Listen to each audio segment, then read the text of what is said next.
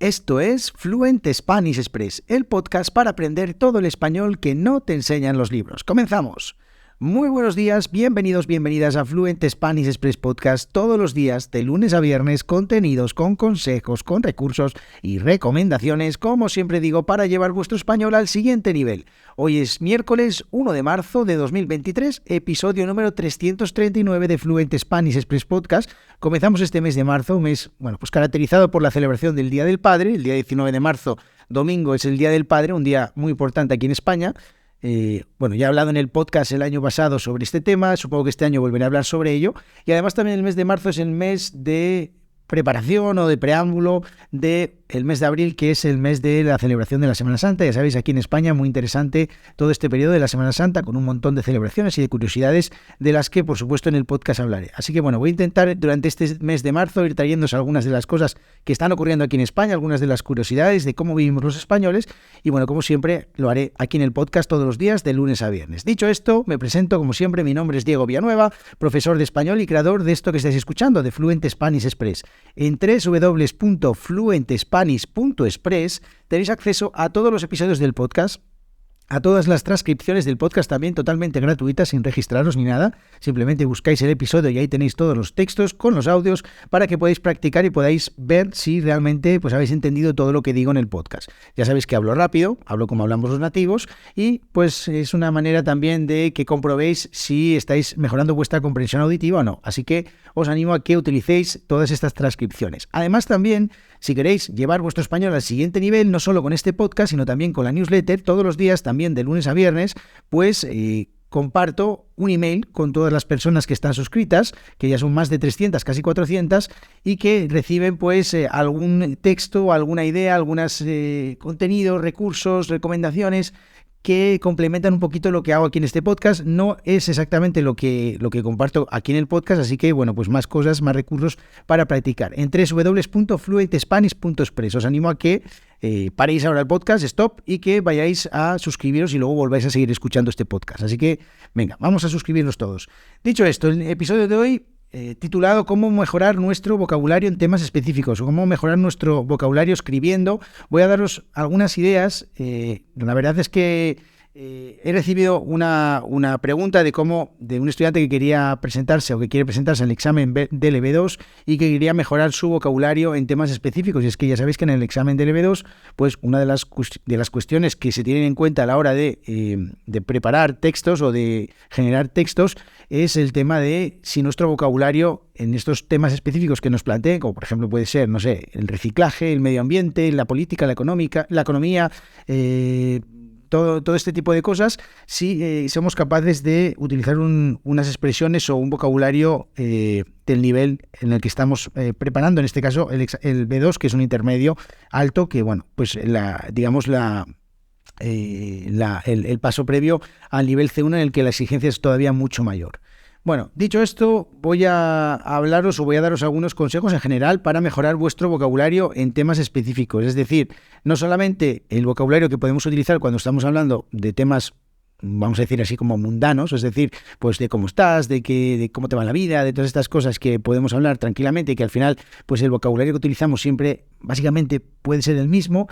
Vamos a ver cómo podemos ampliar un poquito nuestro vocabulario en temas un poco más concretos, más específicos, ¿vale? de tecnología, de turismo, de negocios, de economía, de política, de lo que os dé la gana.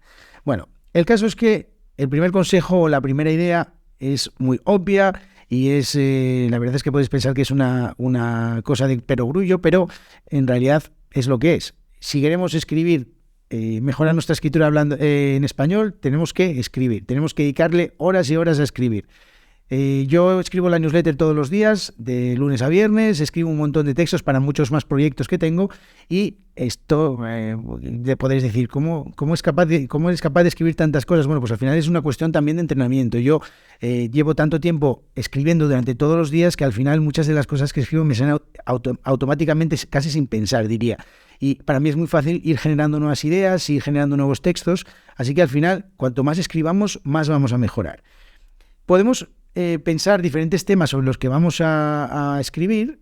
la semana pasada os hablaba de cómo podemos utilizar, por ejemplo, ChatGPT, que es una tecnología de inteligencia artificial que es muy útil también para este caso y que puede ser muy interesante, y podemos crear listas de vocabulario o de palabras específicas que se utilizan relacionadas con los temas con los que queremos mejorar o ampliar nuestro vocabulario o nuestras expresiones. Podemos hacer unas listas de vocabulario, crear textos con esas listas de palabras, con esas palabras pues ver cómo las podemos acomodar dentro de un texto, y luego también otra de las cosas una de las tareas que hago con mis estudiantes y que funciona muy bien es reescribir textos, coger un texto sobre la temática que queremos mejorar nuestro vocabulario y reescribir el texto, coger las ideas más interesantes, las que más nos llamen la atención, e intentar reescribirlas, pues bueno, utilizando de nuevo el vocabulario que se utiliza en el texto, pero pues de otros conectores, o una manera diferente de ordenar las ideas, o incluso también, y esto es otra práctica que utilizo con los estudiantes, es rebatir esas ideas. Es decir, tenemos un texto sobre un tema y nosotros pues nos dedicamos a escribir otro texto diciendo si estamos a favor o en contra, argumentando por qué estamos a favor o por qué estamos en contra de las ideas que se exponen en el texto, y al final esto, lo llaméis de una manera o de otra, al final esto es escribir y puedes simplemente coger un papel en blanco y escribir tus ideas directamente, o utilizar otros textos y otros materiales para generar esos textos. Al final, lo que más te puede ayudar, sobre todo si queremos mejorar nuestro vocabulario, está claro que si tenemos un texto base, un texto o un blog, un artículo de prensa o lo que sea, digamos que sobre esa base nos ayuda porque ya vemos unas palabras de vocabulario que podemos utilizar en nuestros textos, ¿vale? Entonces, claro, esta es la gracia de utilizar materiales auténticos, ¿vale? Y otra opción también es resumir las ideas de textos, o incluso podemos coger varios artículos y hacer una especie de resumen o una especie de ensayo sobre esos 2 o 3 textos. Al final, todo lo que podáis generar de contenido que utilice las palabras de las temáticas en las que estáis trabajando, os va a ayudar un montón a mejorar vuestro vocabulario y sobre todo a saber cómo aplicarlo dentro de un texto. Además, también, a medida que vais escribiendo más, sabréis mucho mejor cómo conectar las ideas. Os recomiendo también que busquéis listas de conectores para que podáis ver cómo podéis utilizarlos dentro de los textos. Os recomiendo también que veáis qué tipo de expresiones podéis utilizar directamente en cada tipo de texto. Es decir, hay muchas expresiones que podéis utilizar en textos independientemente de la temática en la que estéis escribiendo. Al final, pues es simplemente expresar o una manera de expresarse que es independiente de la temática que utilicemos. Entonces, ese tipo de cosas os puede ayudar muchísimo a generar textos de muchísima más calidad. Y bueno, pues si vas a hacer un examen, como en este caso el examen del EB2, pues mucho más resultones y que hagan que la persona que lo está leyendo al otro lado se quede con una buena sensación y al final la nota pues sea buena. De todas maneras, y siempre lo digo, los exámenes DELE son 4 partes y las partes se compensan unas con otras. Entonces, a veces me encuentro con estudiantes que tienen una habilidad menos desarrollada que otras y están muy preocupados en el examen. Es lógico estar preocupado, o sea, de hecho, deberías de trabajar más esas partes que tienes más débiles, pero al final, si tienes, por ejemplo, un buen nivel de conversación, pese a que tus textos no son muy buenos, pues al final puedes compensar unos con otros. De todas maneras, sí que es interesante trabajar todas estas habilidades antes del examen para que puedas ir más tranquilo o más tranquila y no tengas pues esas preocupaciones que además te hagan estar más nervioso o más nerviosa durante la prueba. Así que bueno, estos consejos espero que os hayan gustado. Contadme también vosotros si tenéis algún truco más o alguna recomendación para mejorar vuestro vocabulario, o cómo lo habéis hecho, o cómo habéis mejorado vuestro vocabulario. Y bueno, aparte de la escritura, por supuesto, pues la lectura, ¿no? Bueno, no lo he dicho al principio, pero al final la lectura o todos los materiales que podamos consumir